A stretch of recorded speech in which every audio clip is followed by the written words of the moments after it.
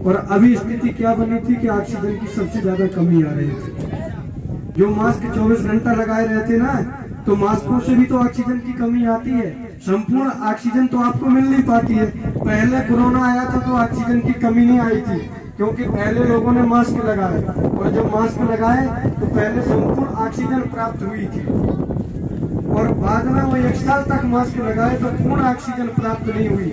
इसीलिए एकांत में जाना चाहिए, जंगल की जगह में जाना चाहिए, और मास्क हटा के ध्यान, प्राणायाम, साधना करना चाहिए।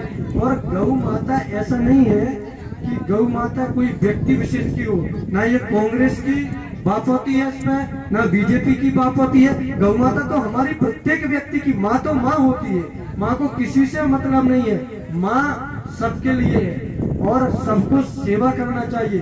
सिर्फ गौ सेवा का हंगामा नहीं होना चाहिए कि कई बार क्या होते, बड़े बड़े भगवा पहन पहन के लोग गौओं की रक्षा भी करने की चेष्टा करते हैं, और जब उनको ट्रक वाले पैसा नहीं देते हैं तो फिर वो जाके उन ट्रकों को पकड़ लेते, नहीं तो पैसा लेके धीरे से भाग जाते। भगवा पहन के भी होता है, कौन कह रहा है कि केवल भगवा पहन के, बहुत कुछ होता है। तो गौ माता की सेवा जो करनी चाहिए प्रत्येक व्यक्ति का दायित्व है, और हम सब मिलकर करें। एक व्यक्ति का दायित्व नहीं, ये नहीं है कि आज फला व्यक्ति आ रहे हैं उनके लिए हम सब एकत्रित हुए, नहीं, हम सब गौ माता के लिए एकत्रित हुए, गौ रक्षा के लिए एकत्रित हुए, और जो हमारा साथ गौ माता की सेवा में देगा, जमीनी स्तर पर करेगा, उनके साथ में प्रत्येक जनमानस रहेगा।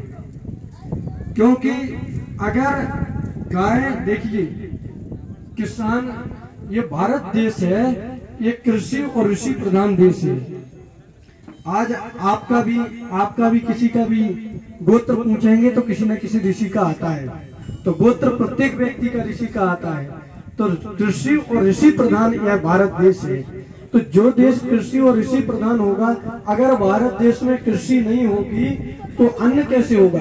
सबसे ज्यादा अन्न तो भारत में भी उत्पन्न होता है। अब वो अन्न यूरिया डीएपी की डाल डाल के कैंसर जैसी बड़ी बड़ी बीमारियों को तो आमंत्रित हम कर रहे हैं। अगर एक गौशाला इधर रहेगी, दूसरी जगह रहेगी, तो नजदीक गौशाला रहेगी, तो उनमें गौओं का खाद एकत्रित होगा, उससे अच्छा कंपोस्ट बना सकते हैं, और जो फसलों में डाल सकते हैं तो फसलें भी उत्पन्न होंगी, और स्वच्छ फसलें होंगी जो हमारे सबके आपके खाने योग्य होंगी। अब हवन तो हम लोग करते हैं, हवन करते कैसा करते हैं?